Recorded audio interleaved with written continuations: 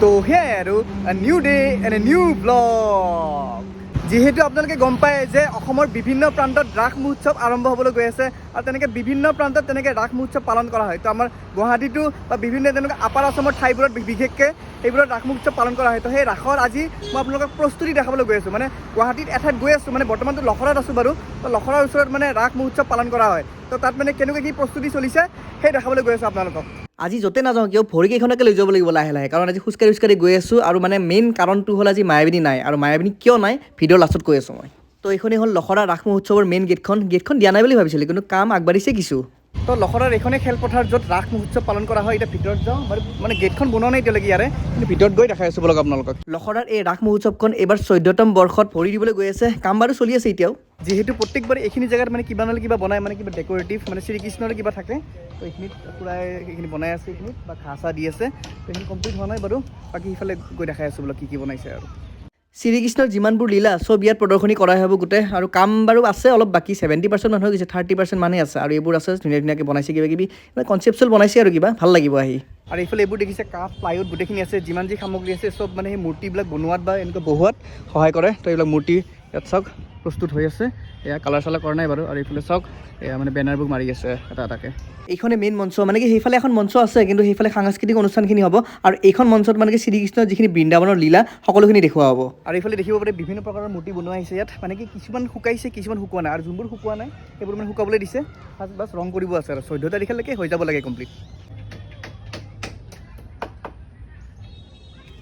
চিষ্টেমটো বাৰু প্ৰত্যেকবাৰৰ দৰে একেই হয়, মানে কি ইয়াত এটা গুহা বনোৱা হয়। গুহাটো মানে কি একফালৰ পৰা সোমাই আনফালে ওলাব পাৰি। আৰু ইয়াত মানে প্ৰকাণ্ড ৰাক্ষসনী এটা আছে, বনাই আছে বাৰু, কমপ্লিট হোৱা নাই।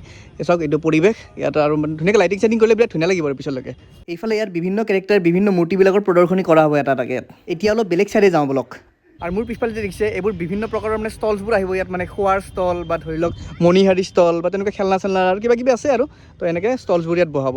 নামনি অসমৰ ফালে মই ৰাস চবতে চাইছোঁ, অকল মানে পলাশবাৰী আৰু হাউলিত চোৱা নাই। ভাবিছোঁ সেই দুটা জেগাৰ ভিতৰত এইবাৰ এটা জেগাত যাম। আৰু ইফালে চাওক খেলা ধূলা যোনবিলাক আৰু মেইন এট্ৰেকশ্যন এই চকৰি। এইটো সৰু থাকোঁতে কিন্তু এইটো চকৰিত বহুত উঠিছিলোঁ, কিন্তু মানে আগতে ভয় ভাৱটো আছিল, মানে এতিয়াও আছে তথাপিতো মানে উঠি কিবা এটা বেলেগ এডভেঞ্চাৰ। মানে যেতিয়া ওপৰৰ পৰা তলত নামি আহে ন, নামি আহোঁতে মানে মুখত কলিজাটো আহি যোৱা যেন লাগে, কিন্তু ভাল লাগে কিবা এটা। এই মালটো কিন্তু মজা লাগে দেই, একদম ডান্সিং কাৰ বুলি কৈ যে, মানে কি দুজন বহিলে একো নাই, কিন্তু অকলে যদি বহে আপুনি তেতিয়াহ'লেতো চেছ বৰবাদ।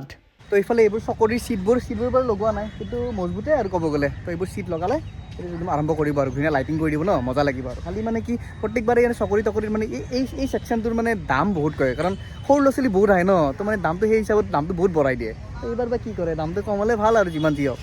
কথাষাৰ কিমান সঁচা নাজানো, কিন্তু এইবাৰ শুনা মতে ৰাস মহোৎসৱত মানে এই জুৱা খেলটো মানে নিষিদ্ধ কৰা হৈছে। কৰিলেতো ভালেই বাৰু, কিন্তু কিমান সঁচা নাজানো। তো এইখন গ্ৰাউণ্ডৰ যোনটো অডিটৰিয়ামৰ ওপৰত আছোঁ মই, আৰু চাওক ইয়াৰ পৰা ভিউটো কি প্ৰকাণ্ড একদম, গোটেই ৰাস মহোৎসৱৰ গোটেই ইয়াত মানে ধুনীয়াকৈ ফেষ্টিভেলটো পালন কৰা হয়। আৰু ইয়াত কিবা এটা বনাই আছে এইফালে, এইটো চাওক কিবা হ'ব চাগে, চাইকেল দি এনেকুৱা লৈ যোৱা ইলেক্ট্ৰনিকৰে কিবা হ'ব।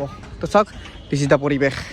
গুৱাহাটী অঞ্চলত যোনটো ৰাস মহোৎসৱ পালন কৰা হয় অকল মূৰ্তিৰ কৰা হয়, কিন্তু মানে বহুত শুনিছোঁ মানে দেখিছোঁ মানে বাহিৰত যোনটো আপাৰ আছামৰ ছাইড বা মাজুলী ছাইডে যিহেতু মানে বহুত ডাঙৰকৈ ৰাস মহোৎসৱ পালন কৰা হয় ন, তাত মানে আচল মানুহৰ মানে এনেকুৱা মানে প্ৰদৰ্শনী দেখিবলৈ পোৱা যায়। তো ইচ্ছা এটা আছে যে মাজুলীত কেতিয়াবা যাম, তো তেনেকৈ প্ৰদৰ্শনী চাই। এবাৰতো যোৱা নহ'ল বাৰু, 2025ত নিশ্চয় মানে চেষ্টা কৰিম যাবলৈ। কিন্তু আৰু মাজুলীৰ কথাটো ক'বই নালাগে, ৱৰ্ল্ডৰ লাৰ্জেষ্ট ৰিভাৰ আইলেণ্ড। তো মানে বিৰাটেই ইচ্ছা আছে যাবলৈ। তো মানে কি অহা বছৰ চেষ্টা কৰিম যাব, কাৰণ মানে গোটেই মাজুলীখন এক্সপ্ল'ৰ কৰিব মন আছে মোৰ। মানে তাৰে যিখিনি কালচাৰ, যিখিনি মানে যিমান যি আছে আৰু মুখা শিল্প চব এক্সপ্ল'ৰ কৰিব ইচ্ছা আছে। তো মানে এদিন হ'লেও অহা বছৰ হ'লেও যামেই। অলপ ভিতৰৰ ফালে আহিলোঁ, য'ত মূৰ্তিবোৰ ৰং কৰি আছে। চাওক ৰংবোৰ প্ৰায় হৈ গৈছে, আৰু জাষ্ট শুকাব দিছে, আৰু মানে কি কষ্টিউমবোৰ পিন্ধাব আছে খালি। আৰু অলপ আগত যোনটো মই গুহাৰ কথা কৈছিলোঁ, তো এইটোৱে গুহা। এতিয়া ভিতৰত গৈ চাব লওকচোন কি আছে। কি থাকিবনো, একো নাই। একফালদি সোমাব আনফালদি ওলাব, হে আৰু এনেকৈ ঘূৰি এক পাক ঘূৰি তেনেকৈ ওলাই যাব আৰু। এতিয়া বাৰু ওপৰখিনি মানে অ'পেন হৈ আছে, পিছত গোটেই মানে ঢাকি দিব আৰু এনেকৈ ওলাই মেলি ওইটো ক'ৰ পৰা আহিল কি আছে দিনতে ভয় তাৰ। তো তেনেকৈ মানে এইফালে এনেকৈ ওলাই যাব পাৰিব আৰু। এইবাৰ এইখন ৰাসত এটা নতুন বস্তু আহিছে, মানে কি এনেকুৱা পেণ্ডুলাম টাইপ, এনেকৈ কলম্বিয়া টাইপ ঘূৰিব লাগে। তো সেই বস্তুটো আহিছে আৰু বনাই আছে লাহে লাহে। যদি আহাৰ পৰা কিবা প্ৰশিক্ষণ লৈ আছে মোৰ পৰা, কি মানে মানে পপিয়াটো হামিং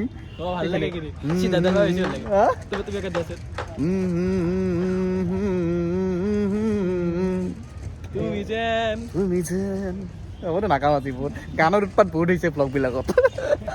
আৰু এইফালে যে এইবোৰ দোকান বহিব যে এই দোকানবোৰত মানে দেখিলে এটা কথা মনত পৰে মই এই যোৱাবাৰ নহয় তাৰে আগৰবাৰ 2022 মানে শুৱালকুছিত মানে ৰাস চাব গৈছিলোঁ ন যাওঁতে মানে তাত মানে লটাৰীত মানে এই বল দলিয়াব লাগে তেনেকৈ লটাৰীত মানে 8টা নে 6টা তেনেকৈ কণী পাইছিলোঁ আৰু লটাৰীত জিকিছিলোঁ তো নেক্সট দিনা খানা খাইছোঁ সেই কণীকেইটা তো ভাল লাগে ইয়াতে এইবাৰো তেনেকুৱা আহিলে ইয়াত আহিলে বাৰু এনেকুৱা খেল খেলিম ৰ'ব ভাল লাগে কিবা এটা তো সেই আছিল ৰাস মহোৎসৱৰ প্ৰস্তুতিৰ কিছু দৃশ্য আৰু আপোনালোকে কমেণ্ট কৰি জনাওকচোন যে গুৱাহাটীত আৰু ক'ত ক'ত ভাল ৰাস হয় মানে চাব পাৰা গড়চুক আৰু জাপুৰিগড় বাহিৰে এতিয়া আজি যে মই খোজকাঢ়ি আহিছোঁ মায়াবিনীক লৈ অহা নাই কাৰণটো কি গম পাই নাই কাৰণটো হ'ল এইটো মানে কি মই সেইদিনা স্কুটিত পৰিম এতিয়া মানে ঘৰত ওলাই যাওঁতে মানে ঘৰৰ সন্মুখতে তেল শেষ হৈছে তেল শেষ হোৱাৰ অৱস্থাত মানে তেল ভৰাবই নোৱাৰিলোঁ সেইকাৰণে জীৱনত প্ৰথমবাৰ মায়াবিনী লৈ অহা নাই ভিডিঅ' বনাওঁতে মায়াবিনী লৈ অহা নাই তাকে এই কাৰণটো এইটো সেইকাৰণে মানে তেলটো আহিছোঁ যদি তেলটো একেলগে ভৰাই লৈ যাওঁ মানে ঘৰৰ সন্মুখত তেলটো চৈছোঁ এতিয়া মানুহ নাপালোঁ সেইকাৰণে ভাবিলোঁ যে ওলাই আহিছোঁ যিহেতু তেলটো ভৰাই লৈ যাওঁ একেলগে তো সেইকাৰণে পেট্ৰল পাম্প পাইছোঁ পেট্ৰল পাম্পত ভৰাই লওঁ আৰু তেলটো বহুত ঠাইত এনেকৈ পেট্ৰল পানী বটল নিদিয়ে ইয়াত যে পালোঁ যে কিবাকৈ ৰক্ষা তো পাই গ'লোঁ পেট্ৰল এতিয়া টেনশ্যন নাই এতিয়া ঘৰত যাওঁ আৰু তো এতিয়া আপোনালোকেও ৰাস চাব আহিব লখৰাত আহিব আৰু ক'ৰবাত হ'ব গণেশগুৰিত হয় জাপুৰিগড়ত তো বিভিন্ন জেগাত হয় তো ৰাস চাবলৈ যাব 15 তাৰিখৰ পৰা তো এতিয়া ভিডিঅ' শেষ কৰোঁ কেনেকুৱা বোলে জনাব অৱশেষত শেষ বুলিলে শেষ নহয় আকৌ আৰম্ভ হয় তো সেয়াই আৰু বাই